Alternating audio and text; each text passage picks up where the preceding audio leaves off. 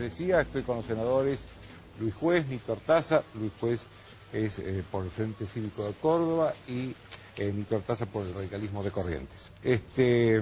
A ver, la primera pregunta, bueno, a ver, lo han escuchado el diputado Rossi. El diputado Rossi se, digamos, cambió un poco lo que parecía. Bajó 20 cambios, sí.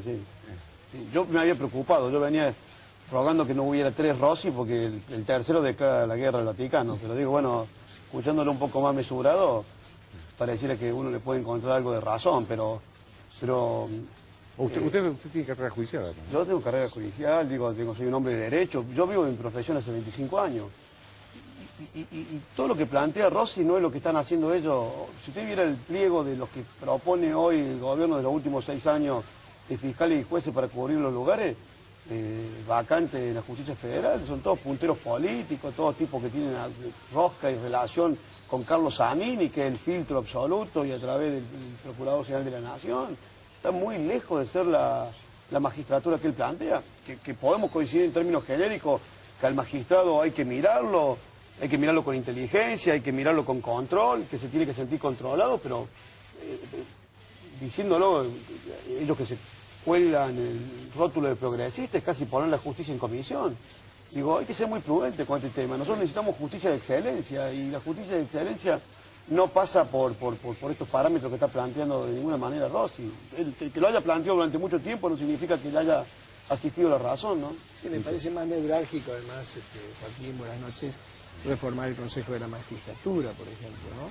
Pero de todas maneras habría que conocer más en profundidad el proyecto que están diputados, cuando llegue a senadores es que llega, pero creo que reformar el Consejo de la Magistratura al menos es más... Claro, esto es lo que yo le preguntaba, ¿quién controla esos jueces? Pues si lo controla el gobierno, estamos medio... No, pero sí es más fácil modificar el Consejo de la Magistratura que plantear semejante reforma. Sí es más fácil despolitizar el Consejo de la Magistratura y darle al Consejo de la Magistratura Mire, no tenemos que rasgarnos la vestidura que el Poder Judicial sea parte de una corporación, porque también hay una corporación política, hay corporaciones, el Estado tiene que regular el manejo de las corporaciones, pero no nos va bien con este Consejo de la Magistratura. O sea, y no está mal, y desde que se retiró la Corte del Consejo de la Magistratura, se ha politizado en extremo la justicia y ha sido en detrimento del justiciable. Esto también, digámoslo, es cierto que dice que un juez dispone de la libertad y de sus bienes, y vaya pucha si lo padecemos nosotros. El ciudadano común lo padece, el tipo de poder siempre zafa, pero ellos siempre consiguen jueces que le archivan las causas, consiguen jueces que le hacen precluir una instancia, consiguen jueces que le dictan sobreseimiento en tiempo récord, tienen el poder. Digo, yo me gustaría que Rossi, sinceramente, si el gobierno tiene necesidad en serio de buscar una mirada mucho más humana sobre la justicia, empecemos ya con una reforma del Consejo de la Magistratura, va a encontrar toda la oposición en ese sentido alineada. Nito, el Senado fue noticia la semana pasada. Sí. ¿Qué pasa con la oposición? Bueno, yo creo que después de estas primeras sesiones, yo creo que tenemos que ir logrando. Lo más importante que hemos hecho ha sido conformar las comisiones, empezar a trabajar ya en la labor parlamentaria, empezar a trabajar en diversos proyectos como el que vamos a tratar el miércoles, que yo creo que es neurálgico para las provincias, que es la modificación de la coparticipación del impuesto al cheque, sobre todo para provincias que están en graves dificultades, muchas provincias de Argentina, y en el caso de Corrientes, más que nada en el caso de mi provincia, en lugar de recibir 219 millones, le va a recibir 519 millones, por ejemplo, en el peor de los casos. Así que yo creo que, ¿qué va a pasar con la oposición? Bueno, nos vamos a ir acomodando. Ustedes ya vieron, lo más importante yo creo que hay que destacar es dejar de calificar a veces como fracasos, sino me parece que tenemos que privilegiar, elevar el debate en el Senado de la Nación, cuidar el prestigio del Senado de la Nación. Yo creo que tenemos, esta es la obligación moral, democrática, además no asustarnos porque no pensamos diferentes, solamente en el Soviet Supremo a veces se pensaba igual. Yo creo que tenemos que acostumbrarnos al disenso, a promover y hacer tangible el diálogo también, y tratar de consensuar. Quizá va a haber votaciones en las cuales vamos a tener mayoría, en otras no, porque esa es la representación, el sistema que tenemos. Quizás en el 2011 se complete este recambio absoluto del Congreso de una mayoría, ¿no? Pero creo que vamos a trabajar, lo más importante es estar trabajando en comisiones, tocar temas neurálgicos, ir al fondo de la cuestión y dejar las anécdotas. A mí me parece que ir al fondo de la cuestión pasa las provincias están desfinanciadas, ¿qué vamos a hacer con el endeudamiento de las provincias grave que tenemos? El sistema político, el 82% de los jubilados, ¿qué vamos a hacer en forma urgente con este desendeudamiento? Mejorar la calidad institucional y pasa por ahí, ir al fondo. Hablando de la situación financiera de las provincias, hubo una versión de que el ministro Vudú lo había llamado a usted pocos días antes de la votación última. ¿Esto fue cierto?